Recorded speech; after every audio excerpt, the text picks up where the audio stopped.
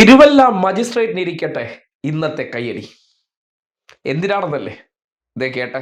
രാഹുൽ മാങ്കൂട്ടത്തിന് ജാമ്യം നിഷേധിച്ചിരിക്കുന്നു കോടതി. രാഹുൽ മാങ്കൂട്ടത്തിന് ജാമ്യമില്ല. രാഹുലിനെ ജയിലിലേക്ക് തന്നെ അയച്ചിരിക്കുകയാണ്. വളരെ സുപ്രധാനമായ വാർത്ത വരികയാണ്. ലൈംഗിക പീഡന കേസിൽ, മൂന്നാമത്തെ ബലാത്സംഗ കേസിൽ അറസ്റ്റിലായി ജയിലിൽ കഴിയുന്ന രാഹുൽ മാങ്കൂട്ടത്തിന് ജാമ്യം നിഷേധിച്ചിരിക്കുന്നു കോടതി.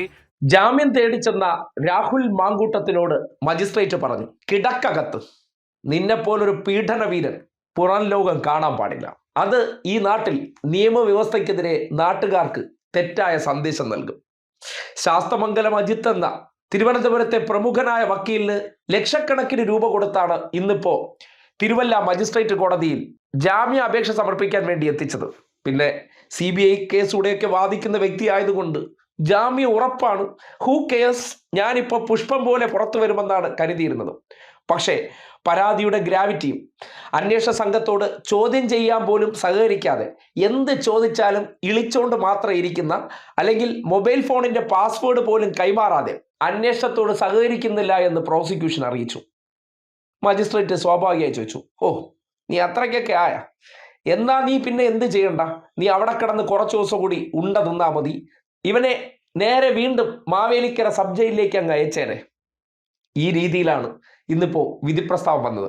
ഇത് ഇമാതിരി പറഞ്ഞു എന്നല്ല, ഈ രീതിയാണ് അതിനെ നമുക്ക് ആവിഷ്കരിക്കാൻ കഴിയുന്നത്. എന്തായാലും നീതിബോധമുള്ള ചില മജിസ്ട്രേറ്റുമാരൊക്കെ നമ്മുടെ നാട്ടിലുണ്ട്. എന്ത് കേസിൽ ചെന്നാലും ജാമ്യം കൊടുക്കുകയും അല്ലെങ്കിൽ ഇത്തരം കേസുകളിൽ ചില വ്യക്തികൾക്ക് മാത്രം പരിഗണന കിട്ടുന്ന സാഹചര്യം നമ്മുടെ നീതിന്യായ വ്യവസ്ഥയിൽ നിന്ന് പലപ്പോഴും കണ്ടിട്ടുണ്ട്.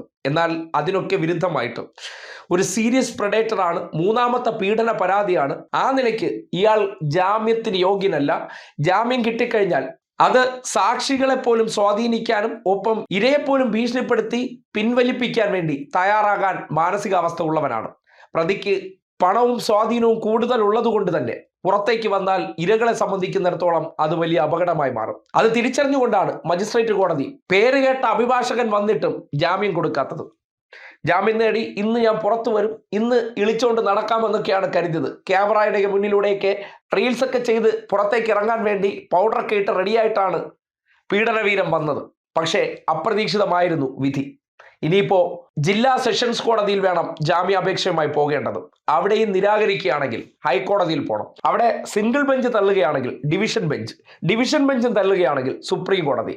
അങ്ങനെ കുറച്ചു കാലം ലക്ഷങ്ങൾ പൊടിച്ച് ഇവൻ അകത്ത് കിടന്ന് ഉണ്ട തിന്നാൻ പോകുന്നു എന്നുള്ളതാണ് യാഥാർത്ഥ്യം. പാലക്കാട് നാടകീയമായി പോലീസ് അറസ്റ്റ് ചെയ്തതിന് ശേഷം പുറത്തു വരാൻ വേണ്ടി പല കുതന്ത്രങ്ങൾ പ്രയോഗിക്കുന്നുണ്ട്. പക്ഷേ അന്വേഷണ ഉദ്യോഗസ്ഥർ കൃത്യമായിട്ട് പഴുതടച്ച അന്വേഷണം നടത്തി ഇവന് ജാമ്യം കിട്ടാതിരിക്കാനുള്ള മുൻകരുതൽ നടത്തുകയും ഒപ്പം തന്നെ 3 ദിവസത്തെ കസ്റ്റഡി കാലാവധിയിൽ അന്വേഷണവുമായി ഒരു തരത്തിലും സഹകരിച്ചിട്ടില്ല. പാസ്വേഡ് ഉൾപ്പെടെ തരാത്ത സാഹചര്യം ഉള്ളതുകൊണ്ട് പ്രതി പുറത്തേക്ക് പോയി കഴിഞ്ഞാൽ പലതരത്തിലുള്ള തെളിവുകളും നശിപ്പിക്കുമെന്ന് കോടതിയെ അറിയിച്ചപ്പോൾ, അപ്പോൾ ഈ മഹാൻ ഇനി പുറത്തു പോകണ്ട, MLA എന്നുള്ള ചില പ്രിവിലേജുകളൊക്കെ വെച്ചിട്ട് അതിൻ്റെ അഡ്വാൻറ്റേജ് കിട്ടുമെന്ന് വിചാരിച്ചിരുന്നിടത്ത് മുഖത്തേറ്റ അടി പോലെ തിരുവല്ല മജിസ്ട്രേറ്റ് കോടതി ശക്തമായി തന്നെ പറഞ്ഞു, നീ പുറത്തു പോണ്ട, അകത്ത് കിടന്നാ മതിയെന്ന്. ആ വിധിയാണ് കേരളം ആഗ്രഹിച്ചിരുന്നത്. അത്തരമൊരു വിധി പുറപ്പെടുവിച്ച മജിസ്ട്രേറ്റിന് ഒരു ബിഗ് സല്യൂട്ട്.